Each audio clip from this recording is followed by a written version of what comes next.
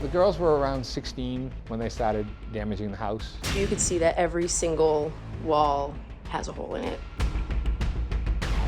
When Maria and Liz get mad, watch out, because walls are gonna get punched. This big one over here was just like this one, and Maria made it 10 times worse. I will punch it once, and then I'll go again, and then I'll go again and again. When Maria was 12, she started physically attacking me. I don't know if their dad's anger made them more aggressive. This is the ransacked room. I used to come in here and just destroy everything. It's like an amusement park for someone with anger issues. This door has been slammed so many times. The door frame's actually falling off. Living at my dad's house is like living in a psych ward. What do you mean by that? When I was in a hospital, I remember people just screaming and yelling and punching. Well, you're the one doing the punching. What is it you're venting? My dad is a big reason for the anger. He was very aggressive. I have resentment towards him. This is our shower. I'll open the door and I'll get like sludge on my hands. This is the most problematic thing. We have sewer flies because the toilet's leaking. What the hell is going on with the house that you're living in? I threw the oars in. It was just one buttery situation after another. This is not clutter, okay? This is unhygienic filth. The toilets just started to break the seals. That just started to happen over the past few weeks. Did all of that stuff in the room leak out in the last 2 weeks when the seal broke? This house should be condemned. All the girls have used self-harm as a coping mechanism. I'm also aware that sometimes this anger turns inward. What do? I usually cut my legs. It's just a release. It's like having a drink for me. That room had been cleaned so many times, and yet it's trashed again. I had that entire area completely clean. And then you look at it and there's just stuff thrown everywhere. I have 2 dogs. I would not let them sleep in that house. You have able-bodied adult children. They don't have jobs. They're not going to school. Why are you living this way? This is absolutely criminal. Maria and Liz say their sister Jackie has distanced herself from her siblings ever since she got into a new relationship 7 months ago.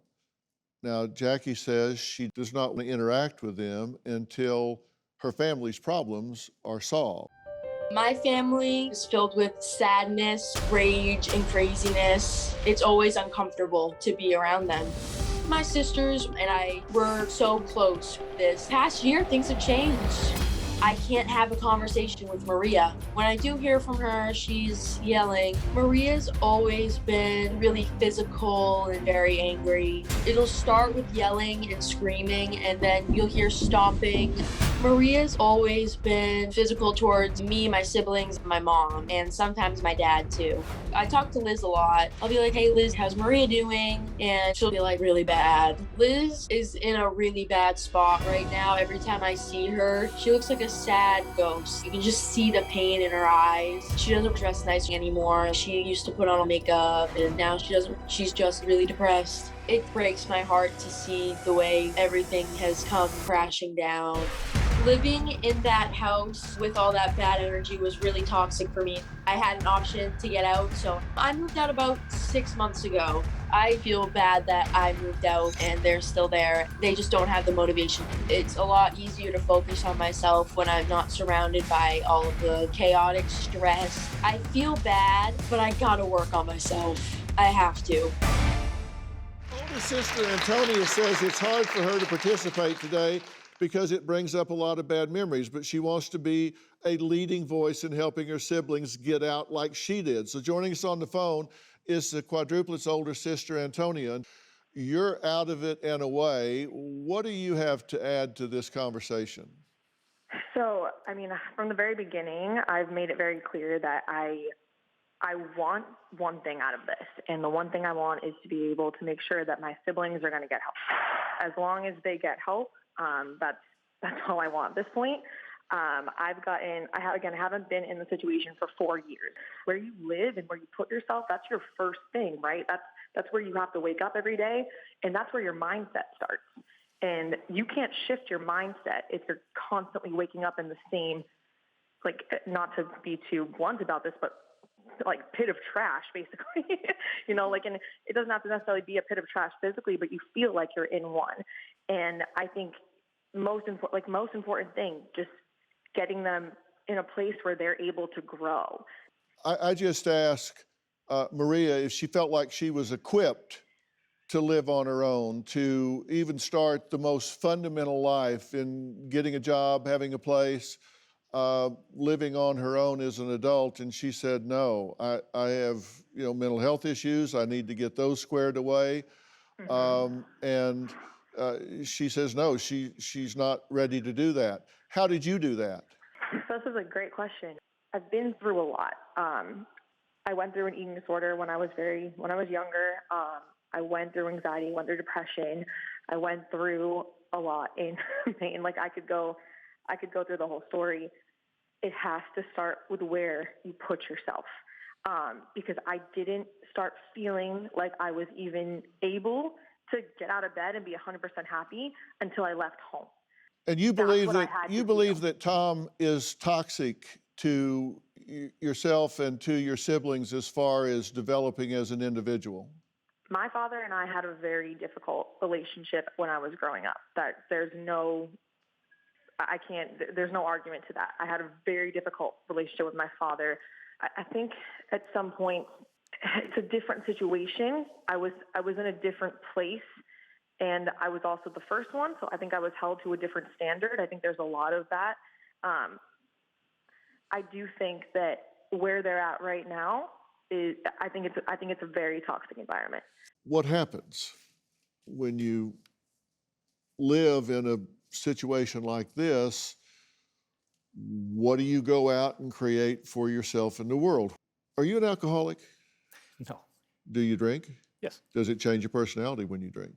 No. Okay. Was your father abusive growing up? I think so, yes. It's hard to talk about because like he's right there and I feel I've really never bad. talked about this before. I just remember growing up, there was a lot of very aggressive behavior. There was hands-on behavior as well. And it would happen once in a while. It wasn't an everyday thing, but once in a while there was some, hitting, and I feel like there was always screaming. There was always an argument somewhere all the time. In fairness to you, you said the kids have been manipulated to think I'm abusive, that you never slapped or punched them. If the kids were abused, why would they stay at my house? Christina's coached and brainwashed the kids. If I'm so abusive, then why am I not in jail? I've tried to be the best dad. I've bought them tickets to Ariana Grande, Christmas gifts, vacations. You tried to be nice as you can be. So, Liz, what'd you want to say? She feels really bad. She feels bad that Well, she's talking Liz about her father. Liz is grown up. She can speak for herself. I don't know what to say.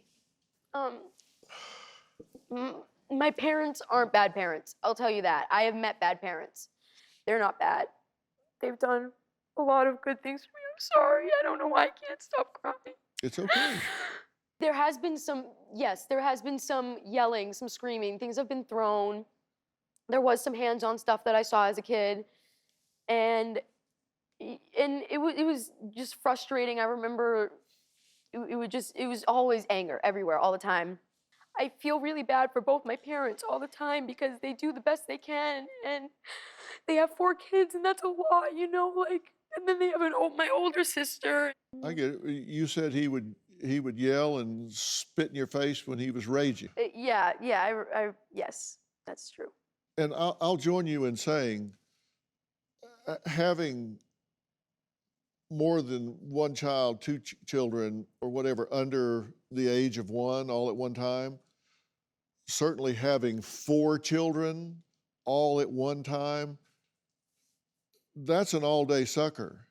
I get that. That's a big challenge, and I know you're not trying to throw your parents under the bus. I'm trying to figure out what's going on.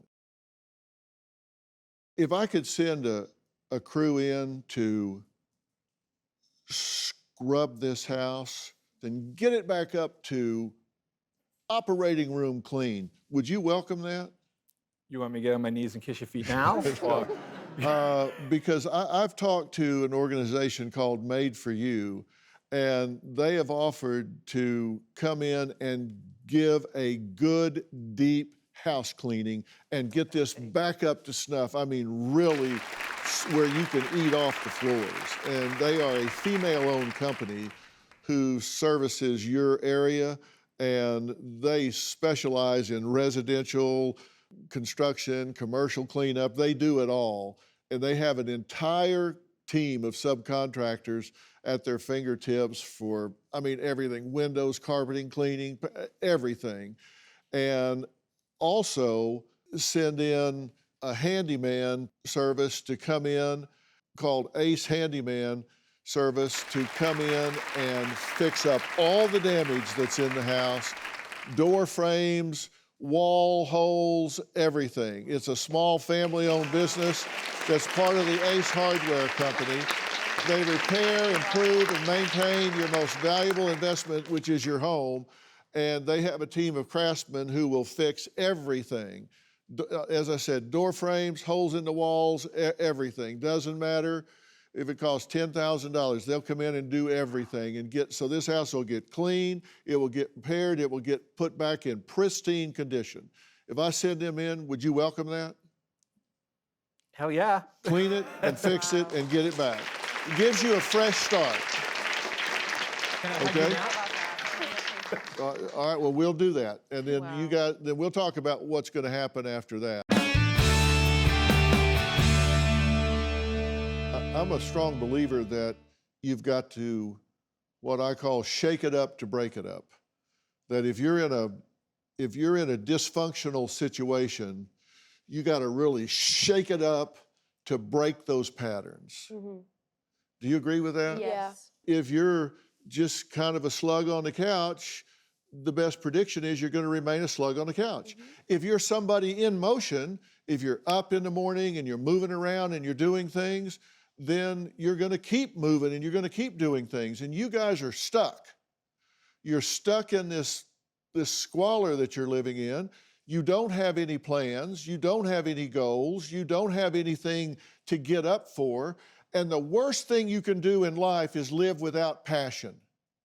And if you don't have something in your life that you're passionate about, you need to get something in your life that you're passionate about. Wouldn't that feel great? Yes. Yeah, it would be awesome. There was something you just couldn't wait to get to. Mm-hmm. Then you wouldn't be thinking about cutting. You wouldn't be thinking about eating disorders. You wouldn't be thinking about depending on each other. You'd be excited for each other, but you wouldn't be enmeshed in each other.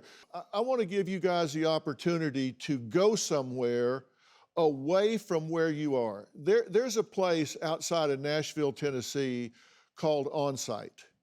And I don't know if you've ever heard of it, but Onsite is the worldwide leader in intensive workshops and treatment specializing in emotional trauma and mental health issues. And they bring in the best people in the world that are customized to work with what you need to do. Miles Adcox is a really good friend of mine, has been for 25 years, and he is the owner, operator, director.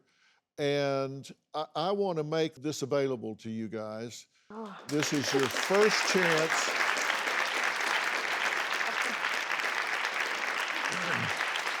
This is your first chance to get away, and I'm willing to send you down there together.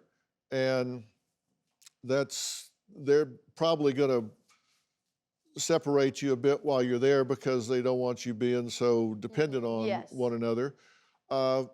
But I am going to offer for you guys to go down there together. And really cool. This will really be kind of the launch pad to get you guys going. Do you have a story or a question for me? Click the link in the description and tell me what in the world is going on.